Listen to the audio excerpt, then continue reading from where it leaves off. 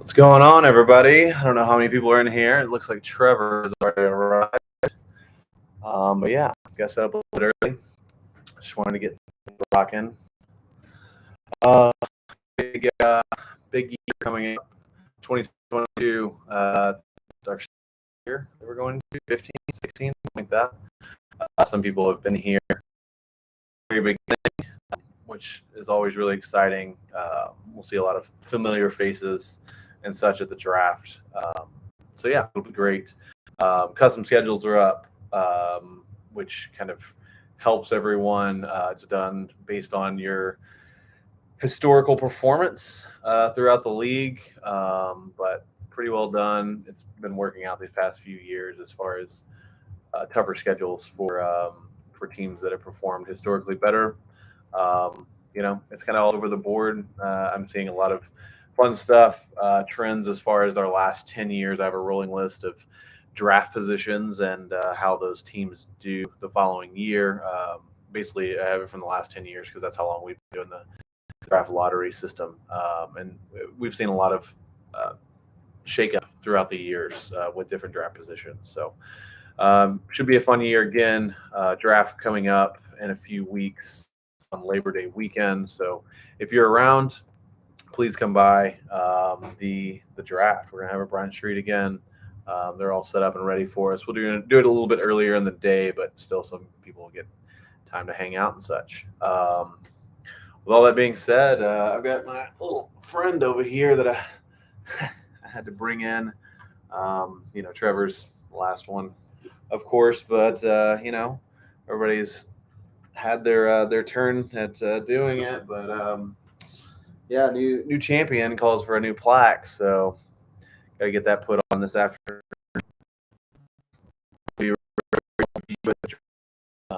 But I hope to see everybody there. On to current proceedings. Of course, we've got another group of six with our draft or our playoff teams rather already being set in the draft. I might be stammering a little bit because I'm kind of waiting around to see what'll happen with others joining us. But yeah, those teams are already set. Chase, unfortunately, finishing in fourth place last year, falling in the first round, and then falling in the consolation to Trevor, who came in eighth after his championship performance in 2020. Then me and Jeff rounding things out at the 9 and 10 pick, with Jeff losing only by 5 in the championship last year. But 6 teams going into the draft lottery. Lacey is the odds-on favorite. You can look below in the description as far as for the percentile chance there. But Lacey has the best chance at a little over 26%. Jake just below that, coming in at 23.5%, if you will. Jarrod, after he won the consolation bracket, about 18.5% their chance of getting the first overall pick. Then Seth, Tyler, and Alex, all respectively with 13, 10.5, and roughly an 8% chance at the top overall pick. Those numbers do kind of change as the lottery goes along, and I'll actually update those today and talk to you about what's going on with that. But yeah, as we're here, let's go ahead and rock and see where we're at. Go ahead and toss the basket around. First up, we got one on the floor. I promise. We are all above board here. It is the number 066. With that, let's see where we're at. I feel like that some people, if they rewatch this, will know exactly if that's their number or not. But 066, that is Jarrod. So after finishing off the consolation bracket and first, he gets the first overall pick. Always dangerous to give Jarrod the first pick because he is known to wheel and deal. Preview of his team. I would say that his best keeper selections, honestly, he's got first, second, and third round selections that are totally worthy of bringing in as keepers. Najee in the first, but the first overall pick. Does he do that? We'll see. CeeDee Lamb in the second and Mike Evans in the third. He even called me the other day, worried about Mike's hamstring after he left practice early, but I think he'll be fine. If he wanted to go value picks, you have Michael Pittman and J.K. Dobbins, both in the 10th as a wide receiver running back stack, but the double running backs, there's double wide receivers rather, with Lamb and Evans, I think look like the best option if he decides to keep the first overall pick. Of course, McCaffrey going back into the draft is likely the prize that everybody's going to be looking for, unless Jarrod shocks. Jeff shocks us all and drops Jonathan Taylor back in there. But I would guess that it won't go that way. So yeah, Najee Harris could be the first overall pick for a keeper for Jarrod. But I'm just going to go ahead and throw it out there that the second and last round picks for Jarrod will be Lamb and Evans, with him keeping the first overall. Again, he may trade. That's kind of the way he operates. So we'll see. Number 2. Number 2. I'm going to go ahead and actually drop a few of these in there. Have you ever seen this device? This actually keeps everything in a pretty appropriate pace, but typically I'll have repeats coming up. So I literally just in the hopper thing moving to update chances after Jarrod gets the left. Still the odds-on favorite, 32%. Jake at 29%. Seth at 16%. Tyler just under 13%, and Alex around 10% chance or so. So the next number drawn out was I-16, and that is going to be a new number. That's Jake in 9th place last year. He's going to over this. So never know. Wait, he's our draft. He's got some interesting decisions as well. I don't think he'll be using his first round pick, but DeAndre Swift, Keenan Allen, Mark Andrews, Stephon Diggs. It's a lot of good options. Swift in the 2nd, Keenan Allen in the 3rd, Andrews in the 5th, and Stephon Diggs in the 6th. Diggs, of course, he'll be going in the 2nd year of his contract, but I don't think that really holds him up at all. 2nd overall pick, you could definitely justify keeping Swift there, as you'll lose him for the 19th pick. So I think that's a good option. He could go ultra value, Andrews, Diggs. Swift will likely be off the board by the time it comes back to him in the 2nd. So I don't know. I'm going to predict that he goes with Swift in the 2nd and goes with Diggs as his last round pick, also as his 6th round. Looks for some more value. Maybe he really loves Mark Andrews. I don't know. Either way, those odd round values are the first pick of his 2-pick swing that he'll have. So I think that you'd rather lose the even number as far as like the back end, so you can grab somebody you really want. So that makes more sense if Diggs is possibly a long-term keeper with another valuable pick. But Swift could be the guy. But I'm going to say 2nd round, last round, Swift, Diggs. Jake has got his man. That also updates the numbers a little bit, tightens them up. So Lacey is now almost at a 50% chance. She's got a 45.5% chance of landing the 3rd overall pick, with Seth taking just under a quarter at 23%, Alex at 18%. I'm sorry, it's Tyler at 18%, and then Alex at 13.6%. Next ball we've got here, we've got 064. I believe that's the same for Jarrod. Yeah. So we're not really changing anything. Again, that's why I dropped a few in here. I-19, again, same thing. That's Jake. Next up, I-24. Again, it's Jake. That's why I did this, to kind of speed things along. G59. That's Tyler. Tyler's going to have the 3rd overall pick. His team's pretty fun to look at.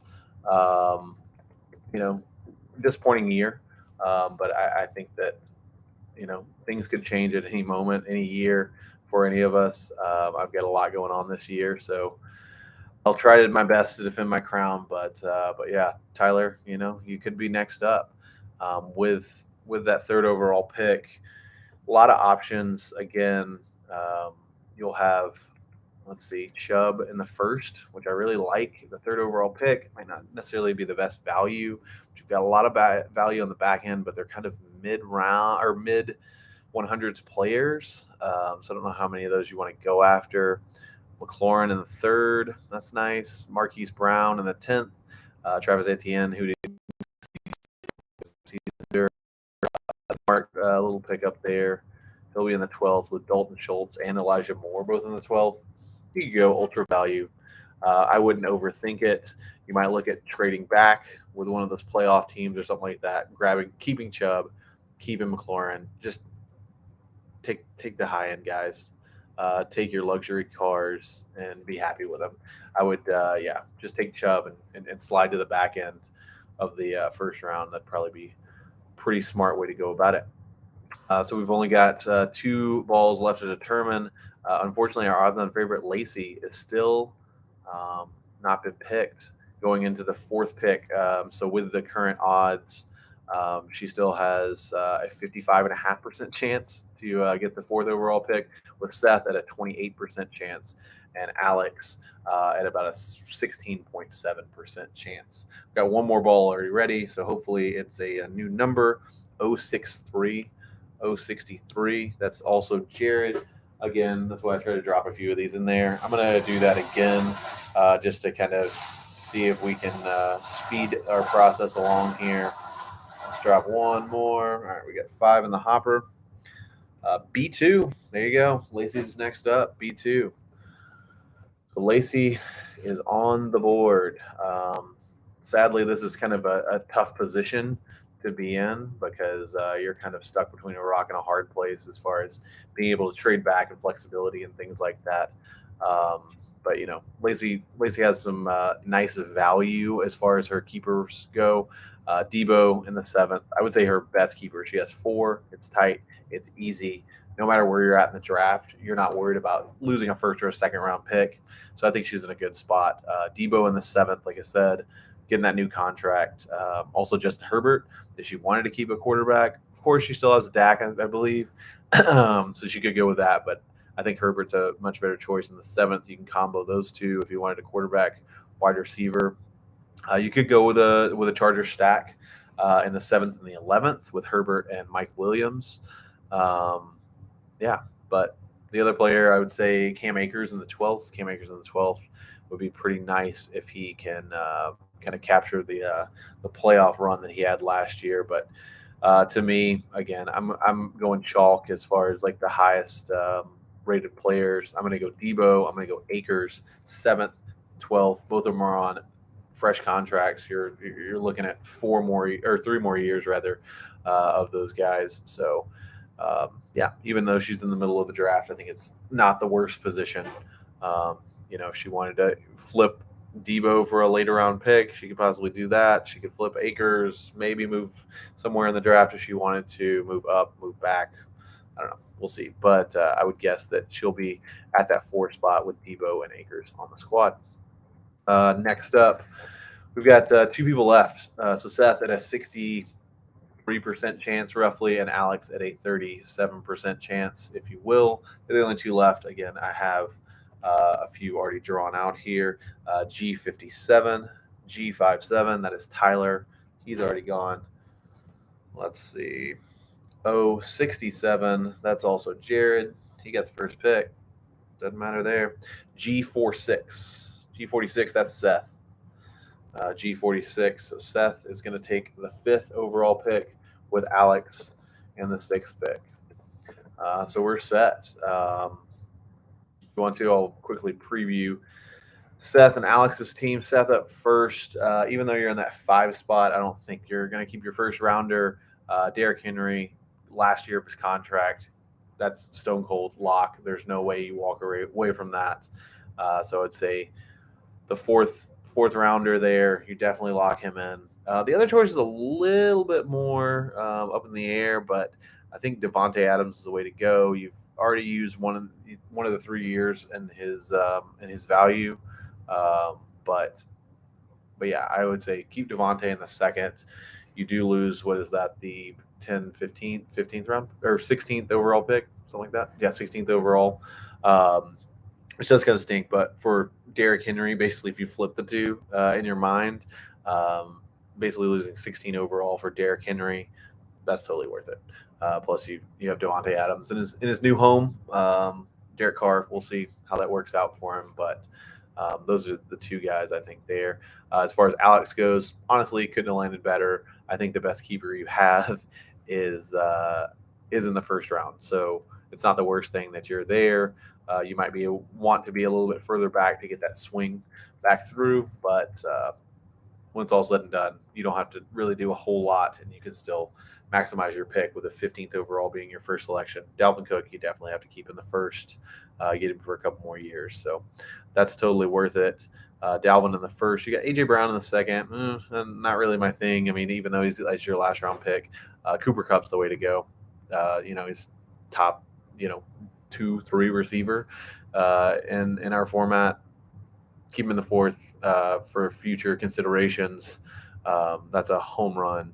If you wanted to go value, I guess you could go Cup and Fournette if you wanted to let Dalvin go, but Dalvin's definitely going to be gone before your pick, so that's not really worth it for me. And honestly, you could maybe even flip positions or flip players. You could say, "I'll give you Cooper Cup if you give me your first round keeper, and let me slide back in the draft." And that way you can get your second rounder a little bit quicker if you wanted to do that. But I don't think 6 is a bad spot. Using clothing. The pick is Chase. Sorry, I'm just pulling up the draft board here. Yeah, Chase and then Trevor. So Chase, a lot of value again. Chase and I and Lacey separately, we all made big trades last year that determined our ultimate fates and things like that. And so I think Chase grabbing Kyle Pitts and Antonio Gibson, those are two of his possibilities. But Jamar Chase is the guy. Jamar Chase is the guy you want to keep. Made it to the Super Bowl last year. I just comment there in the text thread. But it's a fun team, Tyler. It's a fun team. But Chase's got some good possibilities. I think Chase is your cornerstone there in the 5th round. Like I said, you could pair him up with Pitts, you could pair him up with Gibson, both in the 5th round. That'd be totally fine. I'm leaning a little bit more towards Pitts just because of the upside there. Also, you could go James Conner if you wanted a running back. Scored a ton of touchdowns last year with Arizona. I don't really see that slowing down. I think the long-term play is Pitts over Conner. So that's the way I'd go. Pitts, Chase, 5th round, 16th round. I think that's nice. Trevor, I would say way more up in the air. Near the back end of the draft. So you could keep your first rounder, but Kamara more than likely after the Pro Bowl punch will be suspended soon. Hopefully that suspension will come before our draft. I think it will because it's literally the same week that the draft or the season starts. But yeah, keeper selection coming up in a few weeks. I think we'll know by then. But Kamara is probably not going to get off scot-free, so I would guess not. David Montgomery in the 2nd, not really worth it. Kyler in the 4th, not loving it, especially without Hopkins there early. DK Metcalf in the 5th, I think is intriguing. You had him last year. It's a nice round if you think that he can really explode, push himself into that top 5 wide receiver realm. Baylor connection too. Don't underestimate that Baylor connection. Also, Trevor's birthday tomorrow. Wish him a happy birthday in the thread. I feel like I always talk about him too much, but yeah, that's good dude there. We got 12th round. Amon-Ra St. Brown, Eli Mitchell. Eli Mitchell's pretty intriguing, especially that late. And you can pair him up late with the 15th rounder, Jalen Waddle. So 12th, 15th, I think that's a better high upside play as far as like Waddle and Metcalf are roughly in that same area. So I think that as far as production this year, he's got Tyreek Hill on the other side too. So might open up some things for Waddle if you believe in Tua. Of course, you have to believe in Trey Lance too with the Eli Mitchell pick. But I think those two guys, ultra value. You have your first few rounds opened up that way. That's a pretty good way to go. If you went DK, I would totally understand. DK and Eli is probably where I'd go and not stack the 2 wide receivers, but that's just me. Next up, we got Jeff. Jeff at the 9th pick. Like we said, unless he lets go to Jonathan Taylor, I don't see that happening. Then he's going to take him as his top pick. Zeke, is it there? Is it Tony Pollard? I don't know. Too up in the air, too crazy. I kept Zeke for the last couple of years in another league. I'm setting sail on it, especially if it was a first-round pick. Even though you're at 9, Jonathan Taylor's the way to go because you're looking at what pick is that? The 12th, the 30th pick, so 29th pick for Jonathan Taylor, and you can pair him up. Yeah, doing that. Jonathan Taylor, T. Higgins in the 5th is nice. You got some guys. 7th Cooks, 11th Burrow, 12th Renfro, 12th Dawson Knox. Whatever, sure. Burrow did amazing for you last year. That's great value, but at the same time, I'm going T. Higgins in the 5th, Jonathan Taylor in the 3rd. Lock it in. Those are really, really nice keepers for good value. Just review my team and kind of give everybody an idea where I'm at. The cover image is my guy Josh. He led me to a title last year. Love that guy with all my heart. I will say he's more than likely not going to be my keeper because I have 3 other guys that are prime candidates. Leading off of, since I have the 10th pick, I can keep my first rounder, and it's I still get the next pick. So I would say that's a really, really nice candidate with Austin Eckler in the 1st. Could easily pair that up with Javonte Williams, like I said, Josh Allen, or Justin Jefferson. Justin Jefferson the 15th, though, that's insane. That's insane value. I'm definitely keeping Jefferson. It's really just who the other guy is. Like I said, Allen's number 3 on the list between Javonte Williams in the 8th, Josh Allen in the 8th, and Austin Eckler in the 1st. Like I said, probably going Jefferson and either Javonte or Eckler. It's honestly, they switch day to day. That 8th round value for Javonte is prime time. But yeah, looking to repeat. I'll see a few of you in a couple weeks. Got a big day coming up for me and Caroline. So really excited to see everybody for the draft. Like I said, I'll pull up the important dates real quick just so we can go through them. Everything's on the message board. Always check it. Please feel free to text me if I don't get back to you. Everything is on the message board. Draft lottery, obviously, we knocked that out today. The 29th. We moved it to Monday, the 29th. I'm sorry, I'm going to be on my honeymoon until the 28th. So it's on the 29th. Send your keep. Feel free to, to reach out to me before the 20th. And I'll let you know if I need you to drop those to somebody else while I'm gone, because I will probably not be responding to fantasy football texts while I'm gone.